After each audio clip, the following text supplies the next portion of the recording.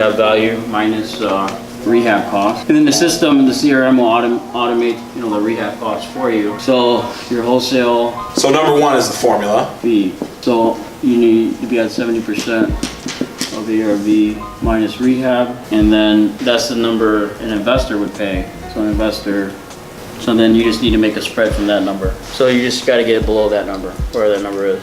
So if the investor's going to buy at $200,000, and you can get it, the investor's going to buy it at $200,000, right? And you can get it under contract for $150,000. That's your spread, right? Yeah. So I mean, let's say that's why you always say let the seller make their number first, because what if you determine an investor would pay $100,000 for it, and the owner only wanted 70, but you gave the offer of 90 before you knew what they wanted, right? So you just lost 20 grand in the deal. So always let the seller say their number first. That way you're not shooting yourself in the foot, because if you're over that, it's gonna be hard to come down. Well, even if the put the numbers up there, give the example. Okay, so, yeah. So let's just be easy with 100K ARV. So we got 100K ARV. 70% of that is 70K, and then let's say that so the rehab costs, the CRM is going to automate that for you. So you just put cosmetic, great condition, or heavy rehab, which means gut rehab. So let's say this is 1,000 square foot, and it needs cosmetic rehab. So that's $20 a square foot, we estimate. So just cosmetics, meaning like paint, new carpet, maybe update the bathroom with the kitchen. So nothing like where you're taking out the walls and putting new HVAC, electrical, plumbing. That can be considered a gut rehab. So if we just estimate 1,000 square feet times 20, that's 20 grand. But if this has a basement, that's why in the CRM it asks you specifically, does your property have a basement? If it does, what's the square footage of the basement, right? So, because most properties in Chicago, and wherever you guys are from, if you guys are from another state, not from Chicago, Arizona, you don't have basements. You don't have basements, and then you can disregard the basement square footage. No, yeah, desert states, not here. But what's going to determine if you need to finish the basement is the comps. So when you get the 3 highest comps, you look at, are those basements finished? If they're all finished, then obviously you're going to have to finish your basement to get to that 100K ARV, right? But if all the comps have unfinished basements and yours is unfinished, then you're only adding the square footage of the above ground square footage. Does that make sense?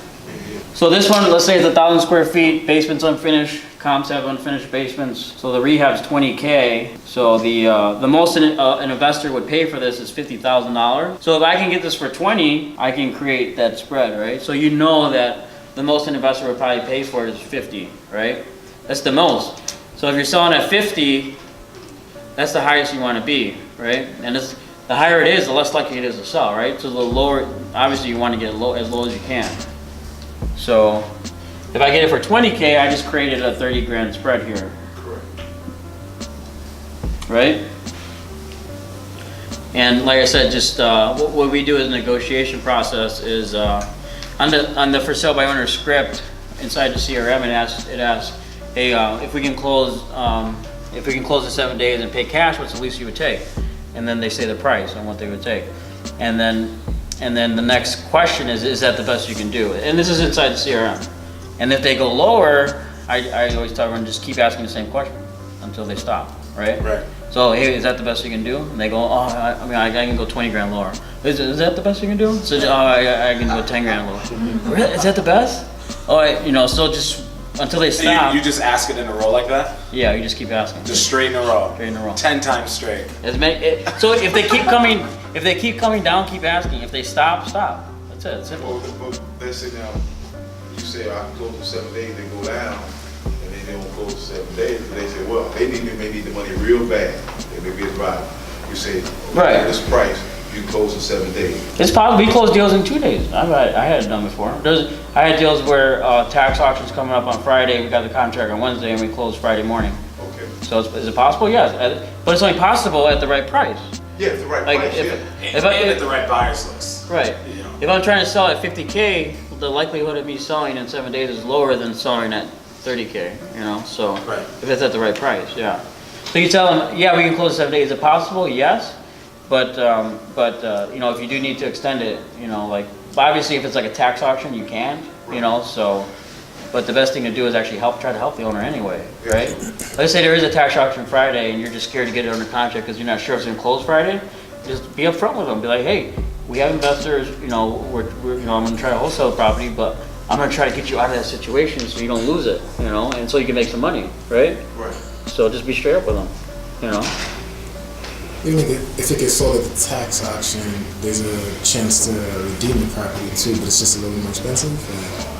Oh, you're talking about when they redeem it? Yeah. Yeah. Would you work with a seller trying to redeem the property and still trying to sell it? Right, yeah, you can do that, yeah. Yeah, so if like in Cook County, you have the right to, I don't know other states, so, but in Cook County, if they lose their property to taxes, they have the right to redeem it. And if they redeem it, they can get the property back, right? So the properties we usually deal with are already past that redemption period, meaning that we're gonna get the deed, right? Because I don't like messing with properties that are before that because it's happened before where I actually sold it, I had like a 30 grand spread and the owner comes pay the taxes and then I lose the deal, you know? So it's just, everyone lose, you know, my buyer's pissed at me and not working with me anymore, you know? Does that make sense? Your leads are, like, you can get leads specifically that are past the redemption period? Like, Oh yeah, definitely. Tax certificates, That's cool. like tax certificates, What was that? tax certificates. But these already. I don't deal with tax because you don't get the deed yet until. Sometimes they may take 2 weeks though. Right, yeah. We had deals, I mean, we have we done them? Yes, but I mean, like I had deals where I lost a deal because, you know, like the seller, like I just said, the seller redeems it. And deals just took 6 months, 7 months. It's not, you know, I rather do deals that are closed right away rather Right than, away. yeah. Yeah, but anyone have any questions about this, the offer?